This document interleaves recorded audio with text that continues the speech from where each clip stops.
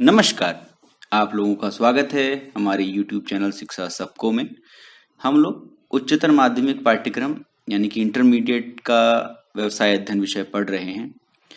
तो आज का जो वीडियो है उसको प्रारंभ करने से पहले मैं चाहूँगा कि आप लोग जो हमारा चैनल है शिक्षा सबको, इसको सब्सक्राइब करें और अगर आपको वीडियोस पसंद आते हैं तो उनको लाइक करें।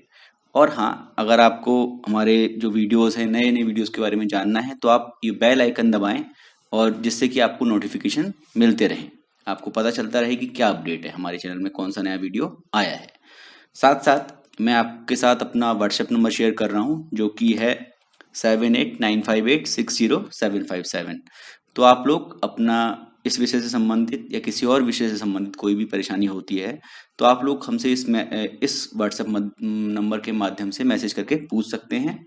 और आप लोगों से एक अनुरोध ये भी रहेगा कि आप लोग अपने जानने वाले, अपने परिचित, अपने दोस्त जो कि किसी भी हिंदी माध्यम के बोर्ड से पढ़ रहे हैं, भले ही वो हाई स्कूल में हो या इंटर में हो, उनके साथ हमारे इन वीडियोस को, हमारे चैनल को जरूर शेयर। तो प्रारंभ करते हैं। हम लोग मॉड्यूल 1 व्यवसाय हमारे आसपास पढ़ रहे हैं। तो इसके अंतर्गत हमने जो पिछला वीडियो देखा था, हम पहले पार्ट 1 पर हैं, व्यवसाय की प्रकृति एवं क्षेत्र। इसमें हमने जो बात की थी आर्थिक क्रियाओं के वर्गीकरण के बारे में बात की थी कि किस किस प्रकार से आर्थिक क्रियाएं होती हैं, पेशा क्या होता है, नौकरी क्या होती है और रोजगार क्या होता है, व्यवसाय क्या होता है, ठीक है ना। तो इनके बारे में बात की थी। फिर हमने व्यवसाय का महत्व जाना था कि व्यवसाय किस प्रकार से महत्वपूर्ण है हमारे समाज के लिए, राष्ट्र के लिए, ठीक है। फिर हमने व्यवसाय के उद्देश्य पढ़े थे कि किस प्रकार से व्यवसाय बहुत सारे जो हितधारक होते हैं, स्टेक होल्डर्स होते हैं, उनके लिए उसके क्या क्या उद्देश्य हैं, क्या क्या चीजें उसको करनी चाहिए।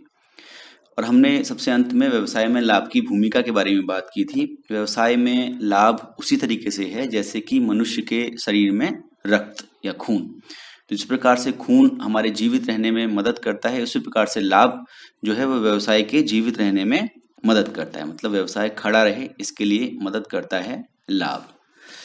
व्यवसाय में भविष्य में जो विकास है, जो विस्तार है, वो भी सब लाभ के कारण ही हो पाता है। जो पैसा एक व्यवसायी को बचता है उसी से ही वो भविष्य के लिए अपने जो व्यवसाय है उसके विकास और विस्तार के लिए उस पैसे को खर्च करता है।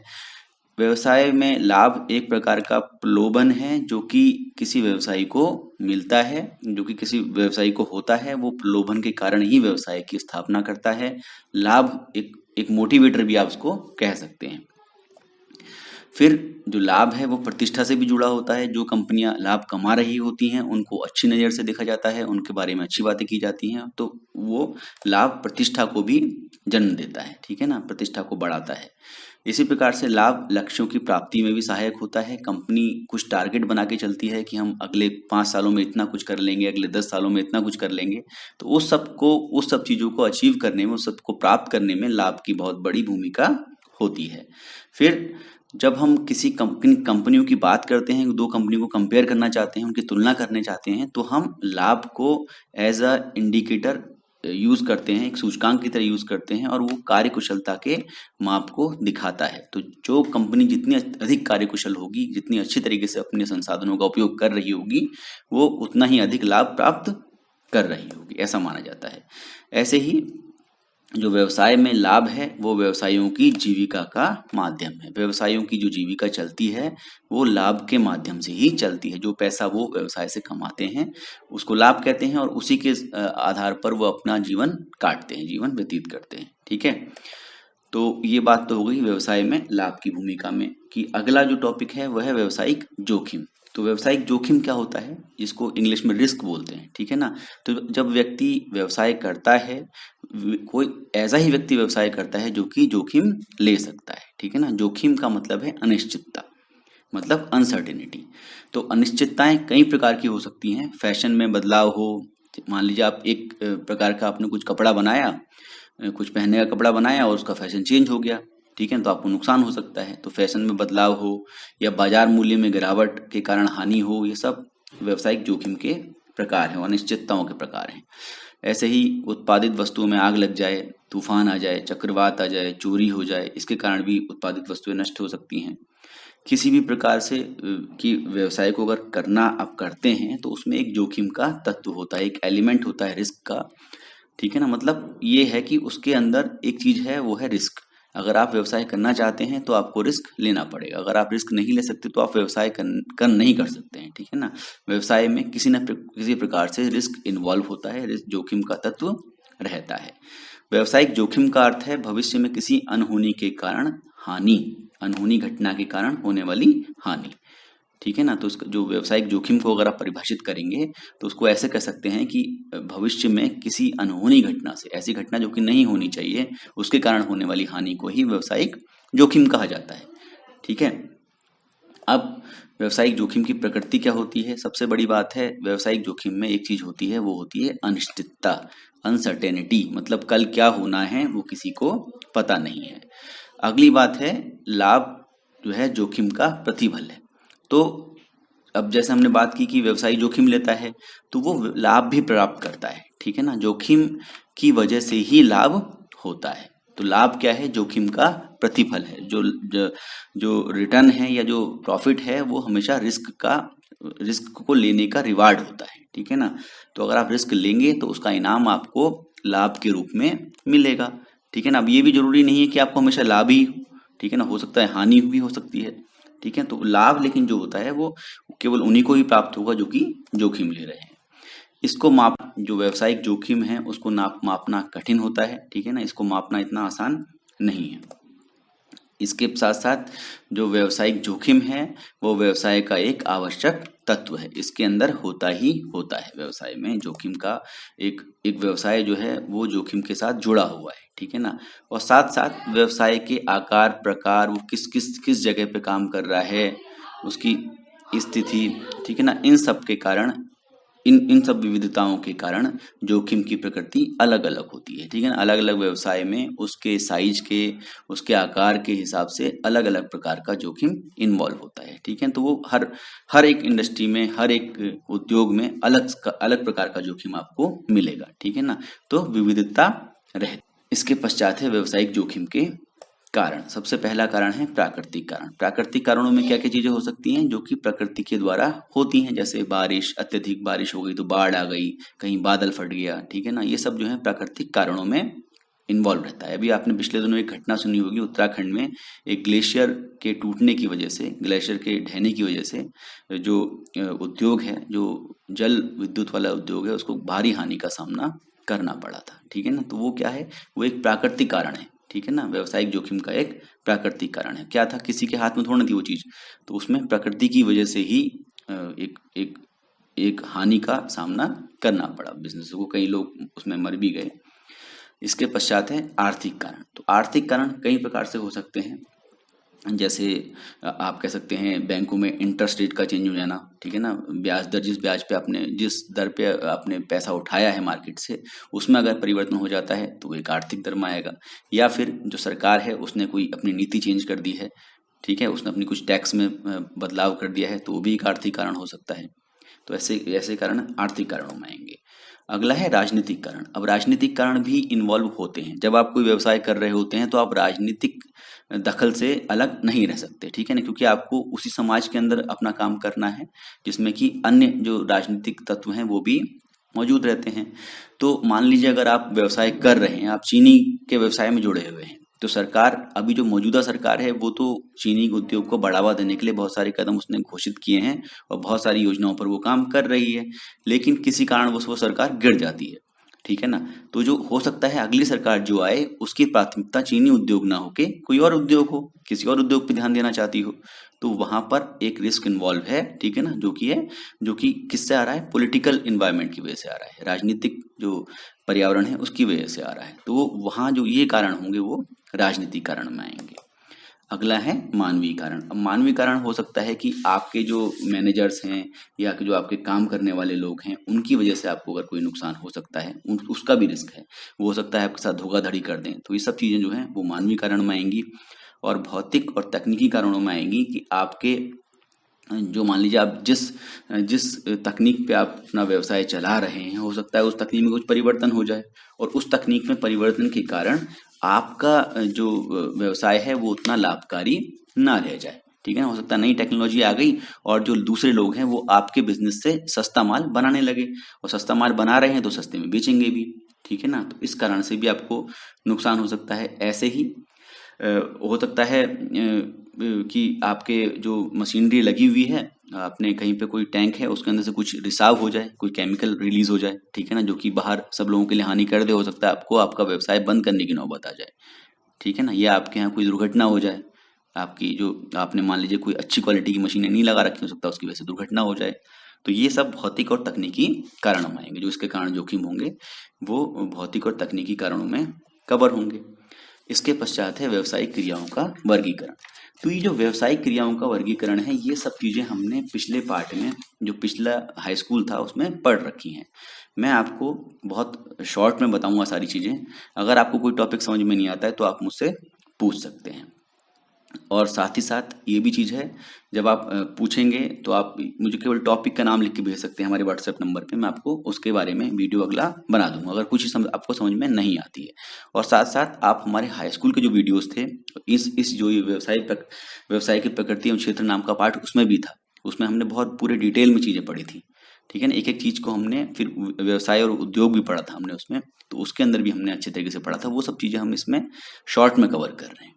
ठीक है ना, तो हो सकता है आपको कुछ इसमें लगे कि मैंने बहुत जल्दी जल्दी आपको चीज़ें बता दी हैं, तो आप उनको मेरे से डिटेल में पूछ सकते हैं, या फिर मेरे जो पुराने वीडियोज़ हैं हाई स्कूल वाले वो देख सकते हैं, क्योंकि हम इसमें ज़्यादा समय नहीं लगाएंगे। तो आपके आसपास जो आप चीज़ें देखते हैं उसमें कई प्रकार की व्यावसायिक क्रियाएं होती हुई आप देखते हैं रोजमर्रा की जिंदगी में, जैसे तेल, प्राकृतिक गैस और खनिज का उत्खनन, मतलब उनको निकालना, वस्तुओं का विनिर्माण, मतलब जो प्रोडक्ट्स हैं उनकी मैन्युफैक्चरिंग, जैसे साबुन हो गया, शैम्पू हो गया, ठीक है ना, और भी कई सारी वस्तुएं हैं जिनका विनिर्माण होता है, मैन्युफैक्चरिंग होती है। एक स्थान ऑब्लिक देश से वस्तुओं का क्रय कर उन्हें विभिन्न स्थानों में या देशों को बेचना, मतलब आप एक जगह से सामान खरीद रहे हैं और दूसरी जगह पर जाकर बेच रहे हैं, हो सकता है दूसरे देशों में बेच रहे हों। भवन, सड़क और पुलों आदि का निर्माण, जिसको कि निर्माण उद्योग के अंतर्गत आता है, जो कि टिकट बनाना, भंडारण, परिवहन, बैंकिंग, बीमा, ये सब जो है सेवाएं हैं। ठीक है ना, ये कैसी होती हैं? सेवा। तो ये सेवा उद्योग में आता है। तो ये सारी चीजें आप अपने आसपास होते हुए देखते हैं। तो इसमें जो चीजें होती हैं, जो व्यावसायिक क्रियाएं हैं, उसमें आप देखते हैं या तो वस्तुओं या सेवाओं का उत्पादन होता है इन्वॉल्व। ठीक है ना, वस्तुएं या सेवाएं बनाई जा रही होती हैं। तो जहां वस्तुओं और सेवाओं का उत्पादन हो रहा है या प्रोसेस हो रही हैं, उसको बोलते हैं उद्योग। और जहां आप देखते हैं कि वितरण हो रहा है उनका, उन जो चीजें बन गई हैं, जो चीजें उत्पादित हो गई हैं, उनको आप लोगों तक पहुंचा रहे हैं, तो जो वितरण वाली व्यावसायिक क्रियाएं होती हैं उसको आप वाणिज्य बोलते हैं।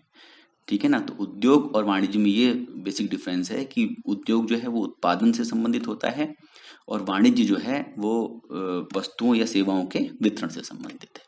ठीक है, तो इस प्रकार से हम व्यवसायिक क्रियाओं को वर्गीकृत कर सकते हैं। तो अब हम बात करेंगे एक करके उद्योग की और वाणिज्य की। तो उद्योग में क्या है?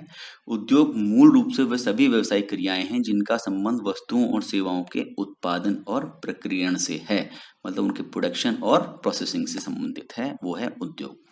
इसमें कच्चे माल, या तो कच्चा माल होगा या अर्धनिर्मित माल, मतलब जो आधा बना हुआ माल हो, उसको तैयार माल में परिवर्तित किया जाता है, उसको हम तैयार माल में चेंज करते हैं उद्योग के अंतर्गत। जमीन से कच्चे माल का खनन, वस्तुओं का विनिर्माण मतलब मैन्युफैक्चरिंग, फसल उगाना जैसे अब कृषि करते हैं, मछली पालन व फूलों की खेती आदि उद्योग के उदाहरण हैं। ये सारे के सारे उदाहरण उद्योगों से संबंधित हैं, जहां पर क्या हो रहा है, जहां पर वस्तुओं या सेवाओं का उत्पादन हो रहा है या उनकी प्रोसेसिंग हो रही है। प्रोसेसिंग का मतलब उसको प्रोसेस करने से, जैसे जो किसान है वो आपको पता है चावल उगाता है तो उसको धान के रूप में उगाता है। ठीक है ना, तो वो जो उगा रहा है वो तो उत्पादन हो गया। उसके बाद आप धान को वैसे तो खा नहीं सकते हैं, तो धान को आप प्रोसेसिंग करते हैं, धान के से छिलका अलग करते हैं, उससे चावल निकालते हैं। चावल के बाद भी चावल को और भी तरीके से उसके अंदर से ऑयल भी निकाल लेते हैं लोग। ठीक है ना, इसको राइस ब्रान ऑयल बोलते हैं। तो वो भी क्या है, वो सारे व्यवसाय उद्योग वो सारे क्या है, वो प्रक्रिया हो रही है, क्या हो रही है, प्रक्रियण के प्रोसेस जिसको बोलते हैं, प्रोसेसिंग बोलते हैं, ठीक है ना, वहां पे वो क्रियाएं हो रही हैं, तो वो भी क्या है, वो भी उद्योग का पार्ट है, ठीक है। लेकिन जब आपने चावल बना लिया, अब चावल को आप बांटने जा रहे हैं, सब लोगों को पहुंचा रहे हैं, तो वो सब क्या है, वो वाणिज्य में आता है, ठीक है ना, वो कॉमर्स है। ये इंडस्ट्री है, वो कॉमर्स है। अब हम आगे बात करें तो जब हम ये क्रियाएं देख रहे हैं जिसमें कि उत्पादन हो रहा है या फिर प्रक्रियण हो रहा है, ये सारी क्रियाएं कहलाती हैं औद्योगिक क्रियाएं। कैसी क्रियाएं हैं ये, औद्योगिक, यानी कि इंडस्ट्रियल एक्टिविटीज हैं। और ये जो क्रियाएं जहां पर होती हैं, जिस जगह पर ये हो रही हैं, उनको बोलते हैं औद्योगिक इकाइयां या इंडस्ट्रियल यूनिट्स। इसके पश्चात बैंकिंग, बीमा, परिवहन आदि सेवाएं, ये जो सेवाएं जहाँ पे सेवाएं उत्पन्न हो रही हैं, जो सेवाएं प्रदान कर रहे हैं लोग, उनको भी उद्योग का दर्जा मिला हुआ है, उनको भी उद्योग का ही अंग माना जाता है और इन्हें सेवा उद्योग कहते हैं, ठीक है ना। इसको भी हम पढ़ेंगे अभी जब हम उद्योगों का वर्गीकरण देखेंगे। तो अब हम उद्योगों का वर्गीकरण की बात करते हैं। तो उद्योगों का वर्गीकरण निम्नलिखित 4 प्रकार से किया जा सकता है। पहला प्रकार ये है, दूसरा ये है, तीसरा ये है और चौथा ये है। मैं आपको इसको शॉर्ट में बता देता हूँ। सबसे पहली जो बात है, क्रिया की प्रकृति के आधार पर, मतलब किस प्रकार की एक्टिविटीज की जा रही हैं, उसके आधार पर उद्योग को 3 भागों में बांटा गया है। प्राथमिक उद्योग, द्वितीयक उद्योग और तृतीयक उद्योग। तृतीयक मतलब टर्सरी, या फिर उसको इंग्लिश में टर्सरी बोलते हैं और उसको सेवा उद्योग भी कहा जाता है, सर्विस इंडस्ट्री भी कही जाता है। तो पहला हो गया प्राथमिक, द्वितीयक और सेवा उद्योग। तो फिर प्राथमिक भी फर्दर 2 भागों में बढ़ जाता है, ठीक है ना, वो भी पढ़ेंगे। और द्वितीयक भी 2 भागों में बढ़ जाता है, ठीक है। और लास्ट में तो सेवा उद्योग है ही। इसके पश्चात है उत्पादित वस्तुओं की प्रकृति के आधार पर। तो जो वस्तुओं का उत्पादन आप कर रहे हैं वो किस प्रकार की वस्तुएं हैं, उसके आधार पर भी उद्योगों को 2 भागों में बांटा जाता है। एक तो है उपभोक्ता वस्तुएं, जिसको कि ऐसी वस्तुएं जो कि सीधे उपभोक्ता द्वारा उपयोग में लाई जाती हैं। अब कुछ वस्तुएं ऐसी होती हैं, पूंजीगत वस्तुएं जो होती हैं या उत्पादक वस्तुएं होती हैं, वो क्या होती हैं, वो फर्दर उपभोक्ता वस्तुओं के उत्पादन में काम में लाई जाती हैं। जैसे मशीनें हैं, ठीक है ना, उसका उपयोग कोई उपभोक्ता तो करता नहीं है, उसका उपयोग करते हैं उत्पादक, तो वो कहलाती हैं उत्पादक वस्तुएं या पूंजीगत वस्तुएं। पूंजीगत वस्तुओं का मतलब है जो कि काफी लंबे समय तक चलती है और जिसमें ज्यादा पैसा लगता है, जो पूंजी गहन है। अगला है निवेश की मात्रा के आधार पर। तो किस निवेश होता है, पैसा जो लगाते हैं आप, उसको निवेश बोलते हैं। आप पैसे का भी कर सकते हैं, संसाधनों का भी करते हैं, जैसे मानव संसाधन का कितना निवेश कर रहे हैं आप, मतलब आप क्या चीज डाल रहे हैं बिजनेस में, वो हो गया निवेश। तो निवेश के आधार पर 2 होते हैं, एक तो भारी उद्योग और एक हल्के उद्योग। तो भारी उद्योग में आप ज्यादा पैसा लगाते हैं, ज्यादा मानव लगाते हैं, मानव शक्ति लगाते हैं। हल्के उद्योग में कम होता है। अगला है क्रियाओं के आकार के आधार पर, मतलब आप जो क्रियाएं कर रहे हैं, जो एक्टिविटीज कर रहे हैं, वो किस स्केल पे कर रहे हैं, किस लेवल पे कर रहे हैं। तो 2 प्रकार के होते हैं, एक लघु पैमाने के उद्योग और एक बड़े पैमाने के उद्योग। अगर आप छोटे पैमाने पे अगर क्रियाएं कर रहे हैं तो वो लघु पैमाने के उद्योग होंगे, ठीक है ना। जैसे आप एक छोटे चाय वाले को देखेंगे तो वो क्या है, वो केवल बहुत कम, उसने अपना छोटे से खोखे में अपना केतली वगैरह रखी होगी और वहाँ चाय पिला रहा है, वो हो गया लघु पैमाने का उद्योग। वहीं आप अगर एक होटल में चले जाएंगे, बड़े होटल में, जहाँ पे अगर चाय पीने आप गए हैं, तो वहाँ पे बहुत बड़े लेवल का इंफ्रास्ट्रक्चर होगा, लोग भी होंगे, ठीक है ना, तो वो क्या है, वो बड़े पैमाने का उद्योग कहलाएगा, ठीक है। अब हम सबसे पहले जो क्रिया की प्रकृति, जो पहला वाला जो हमने पढ़ा था, उसको हम एक बार डिटेल में देख लेते हैं। तो उसके आधार पर 3 प्रकार के उद्योग होते हैं, प्राथमिक, द्वितीयक और तृतीयक या सेवा उद्योग। तो प्राथमिक उद्योग के जो 2 भाग होते हैं फर्दर, वो होते हैं निष्कर्षण उद्योग और जननिक उद्योग। तो प्राथमिक उद्योग बेसिकली क्या होता है, भूमि से या जो प्रकृति है उससे जो सीधे आप माल उत्पादन कर रहे हैं, ठीक है ना, उसके इन्वॉल्वमेंट के कारण वो होते हैं प्राथमिक उद्योग, जिसमें कि आप बेसिकली कच्चा माल बनाते हैं, ठीक है ना। ज्यादातर कच्चा माल प्राथमिक उद्योग से प्राप्त होता है, किसको, द्वितीयक उद्योग को। तो द्वितीयक उद्योग में क्या है, 2 प्रकार के उद्योग होते हैं, विनिर्माण उद्योग और निर्माण उद्योग। विनिर्माण का मतलब होता है मैन्युफैक्चरिंग और निर्माण का मतलब होता है कंस्ट्रक्शन। तो मैन्युफैक्चरिंग क्या होती है, जैसे आप साबुन है, तेल है, ठीक है ना, शैम्पू है, ये सब क्या है, ये सब विनिर्माण उद्योग से उत्पादित वस्तुएं हैं। वहीं निर्माण उद्योग से जो उत्पादित चीजें होती हैं वो होती हैं, जैसे बांध हो गया, पुल हो गया, बिल्डिंग हो गई, ये सारी की सारी निर्माण उद्योग के अंतर्गत आती हैं। और सेवा उद्योग में बहुत सारे एग्जाम्पल हैं, परिवहन, भंडारण, बीमा, बैंकिंग, संचार, विज्ञापन, ये सारे के सारे सेवा उद्योग के अंतर्गत आते हैं।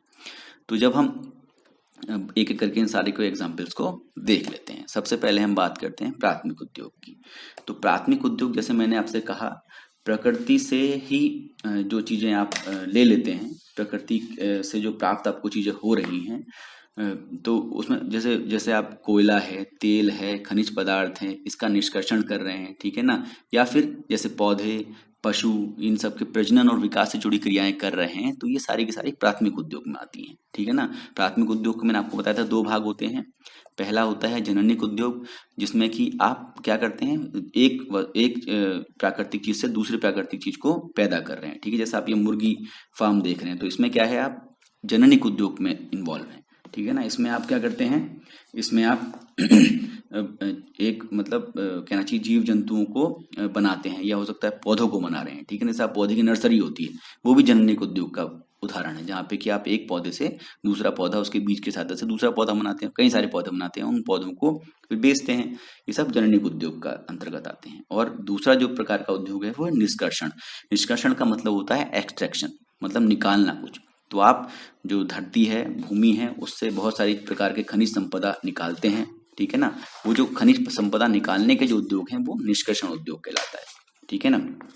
जैसे आप इसमें देख पा रहे हैं कि कोयले की खदान है, ठीक है ना, वहां से चीजों को निकाला जा रहा है, ठीक है ना। ये निष्कर्षण उद्योग का एग्जाम्पल है, ठीक है ना। ऐसे ही प्राकृतिक जो कच्चा तेल होता है वो आप निकालते हैं, वो भी निष्कर्षण उद्योग में आता है। अब आप अगर समुद्र से जो मछलियां पकड़ रहे हैं, वो भी निष्कर्षण उद्योग का भाग है। इसके पश्चात है द्वितीयक उद्योग। द्वितीयक उद्योग में मैंने आपको बताया था दो प्रकार के होते हैं। एक तो विनिर्माण उद्योग, जैसे आप ये देख रहे हैं, ये एक इंडस्ट्री है जहां पर की जो वस्तुएं हैं वो बनाई जा रही हैं। ये यहाँ पर बेसिकली तेल बनाया जा रहा है, ठीक है ना। यहाँ पर ये पेट्रोलियम जो प्रोडक्ट्स हैं वो बनते हैं इस इंडस्ट्री में, जो मैंने आपको इस वीडियो में दिखा रखी है। आप देख सकते हैं कितना बड़ा इंडस्ट्रियल एरिया आपको ये दिखाई दे रहा है। इसके पश्चात है निर्माण उद्योग, ठीक है ना। निर्माण उद्योग में क्या होता है, निर्माण उद्योग में कोई सा भी जो ऐसी चीजें हैं जो मैंने इसमें आपको दिखा नहीं पा रहा हूँ, जैसे कोई बिल्डिंग का कंस्ट्रक्शन है या बांध बनाया जा रहा है, वो निर्माण उद्योग का एक एग्जाम्पल है। इसके पश्चात है सेवा उद्योग। तो सेवा उद्योग में क्या होता है, सेवा उद्योग में ऐसी चीजें आती हैं जो कि जहाँ पर कि आप सेवा प्रदान करते हैं। जैसे आप एक होटल का दृश्य देख रहे हैं, इसमें आपको सेवा दी जाती है, ठीक है। इसमें आपको कमरा प्रोवाइड कराएंगे, आपको खाना देंगे, ठीक है ना। ये सब सेवा उद्योग के अंतर्गत आता है। इसके पश्चात अगर हम बात करें विनिर्माण उद्योग की, तो विनिर्माण उद्योग यानी कि मैन्युफैक्चरिंग भी के कुछ प्रकार होते हैं, जैसे विश्लेषणात्मक उद्योग। इसमें क्या होता है, इसमें जो एक ही उत्पाद जो है, जैसे कि मान लीजिए कच्चा तेल है, ठीक है ना। कच्चा तेल आपको पता है, कच्चा तेल आप धरती के अंदर से आपको प्राप्त होता है, ठीक है ना, जिसको कि आप क्या बोलते हैं, आप उसको क्रूड ऑयल बोलते हैं इंग्लिश में, ठीक है ना। क्रूड ऑयल बोलते हैं, फॉसिल फ्यूल बोलते हैं, ठीक है ना। फॉसिल मतलब जो जीवाश्म होते हैं, नीचे कई सालों तक दबे रहे और बहुत सारे प्रेशर और टेम्परेचर की वजह से वो तेल में परिवर्तित हो गए। तो वो का जो कच्चा तेल है जो आप धरती से निकालते हैं, ठीक है ना, उसको फिर आप फर्दर विश्लेषण उसका करते हैं। तो उसमें से आपको पेट्रोल अलग कर लेते हैं, डीजल अलग कर लेते हैं, ठीक है ना, मिट्टी का तेल अलग कर लेते हैं, ठीक है। और फिर लास्ट में जो चीजें बचती हैं उससे टार बन जाता है, ठीक है ना, जिसको कोल टार भी आप बोलते हैं। तो इस प्रकार से जहाँ पे कि आप एक ही उत्पाद के विभिन्न तत्वों को अलग अलग करते हैं और उसका विश्लेषण करके उसको विभिन्न प्रकार के उत्पाद तैयार करते हैं, तो वो कहलाते हैं विश्लेषणात्मक उद्योग, ठीक है ना। अगला है कृत्रिम तंतु उद्योग या सिंथेटिक इंडस्ट्रीज को बोलते हैं। तो इसमें क्या होता है, इसमें विभिन्न तत्वों को मिलाकर एक नए उत्पाद का आप निर्माण करते हैं। जैसे जैसे आपके किताब में एग्जाम्पल दिया है कि आप पोटेशियम कार्बोनेट और जो एडिबल ऑयल होता है, वनस्पति तेल होता है, उसको मिलाकर आप साबुन बनाते हैं, ठीक है ना। इसी प्रकार से चूना, कोयले तथा अन्य रसायनों के संयोग से आप सीमेंट बनाते हैं, ठीक है ना, चूना पत्थर वगैरह मिला के। तो ये सब हो गए कृत्रिम तंतु उद्योग, जिसमें कि आप दो या दो से अधिक चीजों को मिलाकर एक नए उत्पाद का निर्माण करते हैं। इसके पश्चात है प्रोसेसिंग इंडस्ट्री या प्रक्रियण उद्योग। इसमें आप क्या करते हैं, इसमें आपको वो अंतिम उत्पाद प्राप्त करने के लिए कच्चे माल को विभिन्न क्रमिक चरणों से गुजारना पड़ता है, मतलब बहुत सारे स्टेप्स में आप इसको कर पाते हैं। तो इसके एग्जाम्पल क्या हैं, जैसे कपड़ा उद्योग है, चीनी उद्योग है, कागज प्रक्रियण उद्योग है, ये सारे इसके उदाहरण हैं, ठीक है ना। तो इसमें कोई सा भी जो अगर आप जैसे कपड़ा मैन्युफैक्चरिंग ले तो कपड़ा कैसे शुरू होता है। कपड़ा आप जानते हैं कि जो सूती कपड़ा है, मान लीजिए सूती कपड़ा बनता है कपास से। तो सबसे पहले आप कपास के जो फूल हैं उनको लेते हैं, उसकी प्रोसेसिंग करते हैं, उससे फिर आप क्या बनाते हैं, धागा बनाते हैं। फिर आप धागा जब बन जाता है तो धागे को आप एक साथ इकट्ठा करते हैं, ठीक है ना। उसके बाद उससे आप क्या बना लेते हैं, कपड़ा बना लेते हैं। फिर कपड़े को भी फर्दर आप काट छाट के पहनने वाली जो ड्रेसेस हैं वो बनाते हैं। तो ये सारा क्या है, ये प्रोसेस इंडस्ट्री का एग्जाम्पल है। अगला है संकलन उद्योग, जिसको कि असेंबली इंडस्ट्रीज बोलते हैं। तो यहाँ क्या होता है, यहाँ संकलन होता है चीजों का, ठीक है ना। जैसे आप कार है मान लीजिए, तो कार में क्या होता है, कार में टायर होते हैं, कार में जो उसकी बॉडी है वो होती है, उसमें जो चलाने का उसको तंत्र है, स्टीयरिंग वगैरह वो चीजें होती हैं। तो इसमें क्या है, कार के अंतर्गत आपको जो जो टायर हैं वो अलग जगह से आप लेते हो, आप इसकी बॉडी अलग से लेते हो, उसके शीशे अलग जगह से लेते हो, इसमें जो चलाने का जो ट्रांसमिशन की चीजें हैं वो अलग से लेते हो। तो सारी चीजों को लेके आप फिर कार का जो एक जगह होती है, जो कार बनाने की कंपनी है, वहां पर उन चीजों को इकट्ठा करते हो और सबको जोड़ के कार बना देते हो। तो ये सब क्या है, ये संकलन उद्योग का उदाहरण है, ठीक है ना। तो मुझे लगता है कि आप इसको समझ रहे होंगे। अब हम बात करते हैं दूसरी चीज की, दूसरी व्यावसायिक क्रिया की, जो कि है वाणिज्य। तो वाणिज्य में क्या होता है, वाणिज्य में मैंने जैसे आपको बताया था, वहां तो आप बात करते हो वस्तुओं या सेवाओं के उत्पादन की।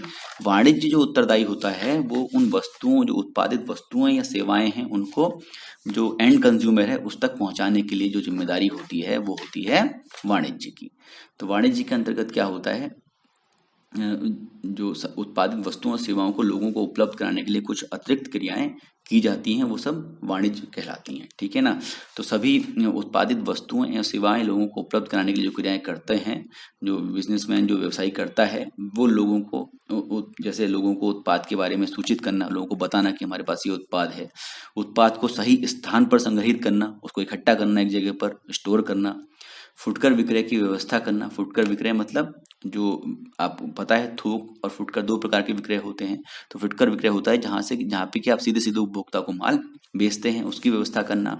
उत्पाद की पैकेजिंग करना, उसको सही तरीके से पैक करना, उत्पाद का परिवहन करना, उसको पहुंचाना एक जगह से दूसरी जगह, उत्पाद की बिक्री करना। तो ये सारी जो क्रियाएं हैं वो किस में आती हैं, वो वाणिज्य में आती हैं।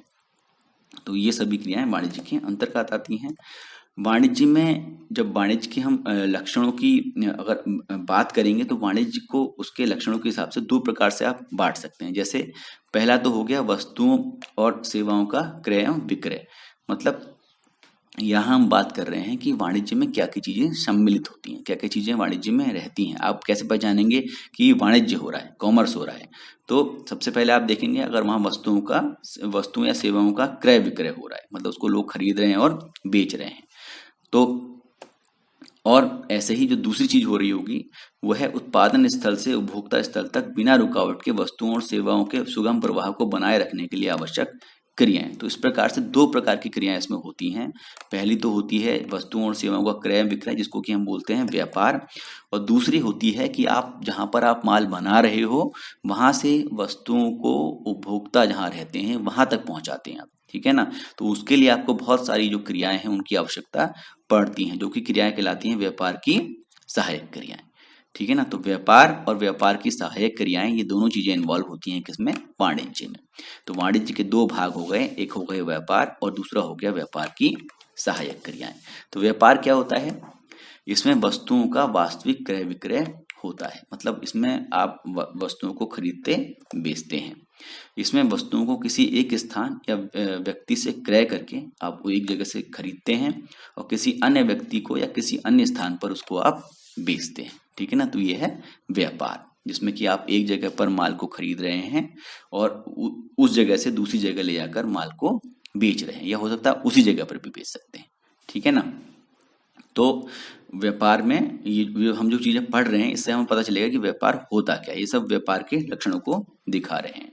व्यापारी वस्तुओं के वितरण को सुगम बनाते हैं। तो व्यापारी जो है वो वस्तुओं का जो डिस्ट्रीब्यूशन है, जो जगह जगह पहुंचाना है, उसको इजी करते हैं, ठीक है ना। व्यापार क्या करता है, मांग और पूर्ति में समानता लाता है। अब मांग और पूर्ति की बात यह है कि मांग तो वो हो गया जब किसी एक अवधि में आप जिन चीज़ों की आपको आवश्यकता है वो हो गई आपकी मांग। और पूर्ति का मतलब है कि बाजार में वो चीज़ें उस समय पर उपलब्ध हैं या नहीं है। ठीक है ना। तो आपको पता है कि सारे जो राज्य हैं उनमें एक जैसी चीज़ें तो होती नहीं है।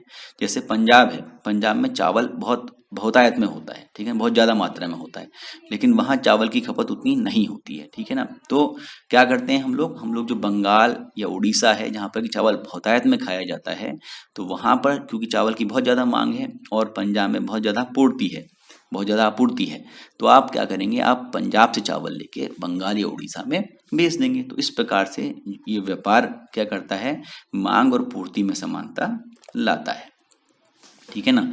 तो अब अगर हम बात करेंगे वाणिज्य की, तो वाणिज्य के हमने अंदर पढ़ा दो भाग हैं, एक तो है व्यापार और एक है व्यापार की सहायक क्रियाएं। फिर हमने जब अगर हम व्यापार को देखते हैं तो व्यापार भी दो प्रकार के होते हैं, एक होता है आंतरिक व्यापार और एक होता है बाह्य व्यापार। आंतरिक व्यापार का मतलब होता है जो किसी भी देश के अंदर ही किया जाता है, मतलब देश की सीमाओं की, जो देश की भौगोलिक सीमा है उसके अंतर जो व्यापार किया जा रहा है उसको बोलते हैं आंतरिक व्यापार। और जो व्यापार देश की सीमाओं के बाहर होता है, ठीक है ना, जो कि हम या तो माल बाहर भेज रहे हैं या बाहर बाहर से मंगा रहे हैं, अपने देश में बना रहे हैं और बाहर भेज रहे हैं, तो वो है बाह्य व्यापार। ठीक है ना, समझ गए होगे आप। आंतरिक मतलब जो देश के अंदर हो रहा है और बाह्य जो मतलब देश के बाहर हो रहा है, मतलब देश के बाहर से उस देश का बाहर का तत्व उसमें इन्वॉल्व है, किसी और देश के साथ हम व्यापार कर रहे हैं। आंतरिक व्यापार के दो भाग होते हैं, एक होता है थोक और दूसरा होता है फुटकर। ये हमने पिछले जो क्लास थी उसमें पढ़ रखा है। थोक व्यापारी वो होते हैं जो बड़ी मात्रा में माल बेचते हैं, जो सीधे जो उत्पादक है उससे माल लेते हैं। और इन थोक व्यापारी से माल कौन खरीदता है, फुटकर व्यापारी खरीदता है। फुटकर व्यापारी क्या करता है, फुटकर व्यापारी जो पूरी चेन होती है, एक कड़ी है, उसकी सबसे लास्ट श्रृंखला है जो कि सीधे सीधे उपभोक्ता के कांटेक्ट में होता है और उपभोक्ता को सीधे माल बेचने के लिए उत्तरदायी होता है। इसी प्रकार से ये तो बात हो गई आंतरिक व्यापार की। अब हम अगर बात करें बाह्य व्यापार की बात, तो बाह्य व्यापार मतलब मैंने आपको बताया कि एक देश के साथ दूसरे देश को जो माल आप बेचते हैं, खरीदते हैं, वो सब बाह्य व्यापार में आता है। उसमें तीन चीजें होती हैं, तीन प्रकार के व्यापार होते हैं। सबसे पहला है आयात। तो आयात में क्या होता है, आयात में माल तो बनता है किसी दूसरे देश में और उस माल को आप दूसरे देश से अपने देश में लेकर आते हैं, ये है आयात। ठीक है ना, आप इस कंट्री में रह रहे हैं, ठीक है ना, और ये दूसरा कंट्री है, दूसरा देश है, तो आप जो अपनी आवश्यकताओं की पूर्ति के लिए जो माल बाहर से मंगाते हैं, ठीक है ना, उस व्यापार को बोलते हैं आयात। और अगर आपके पास माल इतना ज़्यादा बन रहा है कि आपके यहाँ उसकी पूर्ति होने के बाद वो बचा रह रहा है, तो आप उसको दूसरे देश में बेच सकते हैं। ठीक है ना, आपने अपने देश में बनाया, उसको दूसरे देश में बेच दिया, इस व्यापारिक क्रिया को बोलेंगे निर्यात। ये है एक्सपोर्ट। ठीक है ना, ये है इम्पोर्ट, जब आप दूसरे देश से अपने देश में माल ला रहे हैं वो है इम्पोर्ट, और जब आप अपने देश में बना हुआ माल दूसरे देश में बेच रहे हैं वो है एक्सपोर्ट। और एक और टर्म होता है, वो होता है पुनः निर्यात। इसमें क्या होता है, इसमें तीन देश इन्वॉल्व होते हैं, एक देश ये है, दूसरा देश ये है, तीसरा देश ये है। तो आपने क्या किया, आप मान लीजिए आप इस देश में है मान लीजिए, ठीक है ना, तो इस देश में आपने माल बनाया और फिर इस देश में आप उसको ले गए और फिर इस देश से आप तीसरे देश में ले गए। ठीक है ना, तो ये है पुनः निर्यात।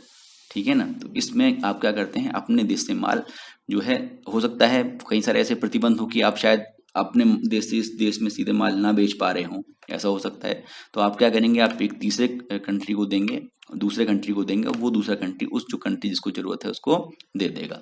अभी पिछले दिनों जब भारत सरकार ने जब चाइना की कंपनियों पे बैन लगा दिया था, तो क्या हुआ था, तो चाइनीज जो कंपनियां हैं वो फिर क्या करती हैं, दूसरे देशों को अपना माल बेचती हैं, और जो दूसरे देश हैं वो फिर भारत को माल बेचते हैं। ठीक है, माल तब भी आ रहा था, कुछ ना कुछ तरीके से वो निकाल लेते हैं, तो इसको बोलते हैं पुनः निर्यात।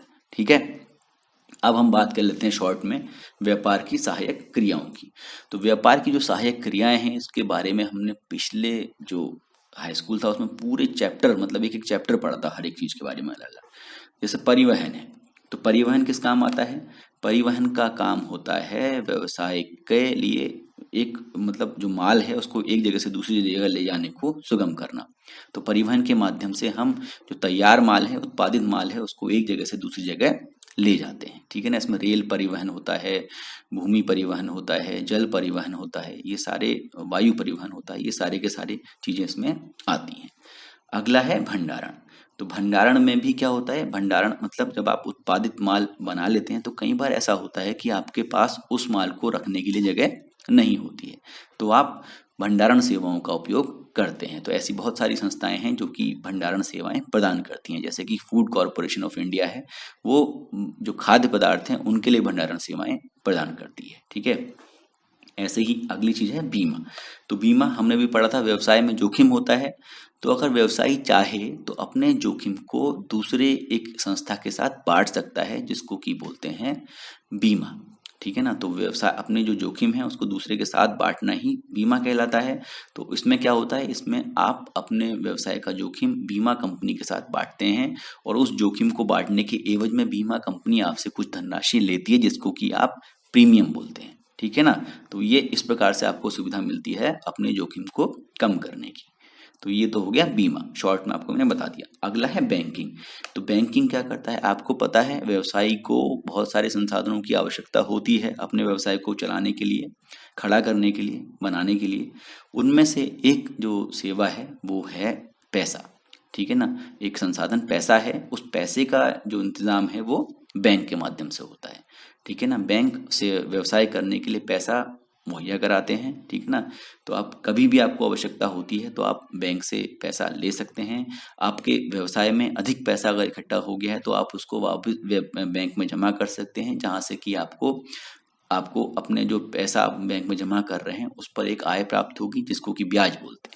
ठीक है ना, इसके पश्चात हमने देखा, हम बात करें संप्रेषण की। तो संप्रेषण जो कम्युनिकेशन है वो भी एक बहुत महत्वपूर्ण क्रिया है, जिसके की माध्यम से व्यापारिक जो क्रियाएं हैं वो संपन्न होती हैं। ठीक है ना, तो संप्रेषण बहुत सारे प्रकार का होता है। ठीक है ना, अब आजकल तो बहुत सारे आधुनिक तरीके भी संप्रेषण के आ गए हैं, जैसे कि ईमेल है, फैक्स है, ठीक है ना, और या फिर वीडियो कॉन्फ्रेंसिंग है। तो ये बहुत सारी चीजें हैं जो कि व्यवसाय को चलाने के लिए, उसको खड़ा करने के लिए, उसको उसके रोजमर्रा के जीवन के लिए बहुत आवश्यक है। ऐसे ही जो सबसे लास्ट है वो है विज्ञापन। तो आप जो काम कर रहे हैं, जो व्यवसायिक क्रिया कर रहे हैं, उसके कारण जो आप उत्पादन कर रहे हैं, जो भी जिस प्रकार का भी माल आप बना रहे हैं, उसके बारे में जन साधारण को बताना वो भी आवश्यक है। ठीक है ना, तो उसके लिए आप किसका सहारा लेते हैं, विज्ञापन का सहारा लेते हैं। ठीक है ना, तो विज्ञापन के माध्यम से आप उनको अपनी चीजों को लोगों तक पहुंचा पाते हैं। ठीक है ना, तो विज्ञापन भी एक महत्वपूर्ण सहायक क्रिया है व्यापार की। तो इस प्रकार से मैंने आपको शॉर्ट में सारी चीजें बता दी हैं। हो सकता है कि आपको लगा हो कि बहुत ही छोटे में बता दिया है, तो अगर आप कहोगे तो मैं आपको और इसको डिटेल में बता दूंगा, लेकिन साथ साथ आप जो हमारा जो डिस्क्रिप्शन है उसमें आप जो नीचे लिखा होता है, विवरण होता है वीडियो का, उसमें आप इन चीज़ों को देख सकते हैं। अगर आपको लगता है कुछ कहीं पे आपको कोई चीज़ समझ में नहीं आती है तो आप मेरे से पूछ सकते हैं, मैं आपको दोबारा से उस चीज़ को समझा दूंगा। और साथ में आप चाहें तो हाई स्कूल का जो मैंने पढ़ाया था उसमें से आप उस चीज़ को देख सकते हैं, जो हमने डिस्कस किया था हाई स्कूल में, वो काफ़ी बहुत डिटेल में की थी चीज़ें। अगर आपको फिर भी कुछ समझ में नहीं आता है तो आप फ्री हैं, आपके पास ये व्हाट्सएप नंबर है, आप 7895860757 पर मुझे मैसेज कीजिए। जो व्यवसाय अध्ययन है ये मेरे फेवरेट सब्जेक्ट्स में से एक है, तो अगर आप कुछ भी अगर इसमें पूछते हैं तो मैं आपको जितनी जल्दी से जल्दी हो सकेगा उसका रिप्लाई करूंगा। और अगर बहुत डिफिकल्ट कोई चीज़ होगी तो उसका वीडियो भी बनाकर डाल दूंगा। ठीक है ना, लेकिन आपको थोड़ी सी मेहनत करनी पड़ेगी, पढ़ना पड़ेगा, और फिर मेरे से इस नंबर पर कांटेक्ट भी करना पड़ेगा। कांटेक्ट आप प्लीज़ मैसेज के द्वारा ही कीजिए, क्योंकि कॉल में उठा नहीं पाता हूँ। ठीक है, तो धन्यवाद। आशा करता हूँ कि आपको चीज़ समझ में आई होंगी, और आपसे फिर एक बार वही अनुरोध रहेगा कि आप लोग हमारे इस वीडियो को, हमारे चैनल को अपने दोस्तों, ऐसे लोग जो कि किसी भी हिंदी माध्यम के बोर्ड से इंटरमीडिएट कर रहे हों, हाई स्कूल कर रहे हों, उन तक जरूर पहुंचाइए, ताकि वो लोग भी हमारी छोटी सी जो कोशिश है, प्रयास है, उसका लाभ ले सके। धन्यवाद।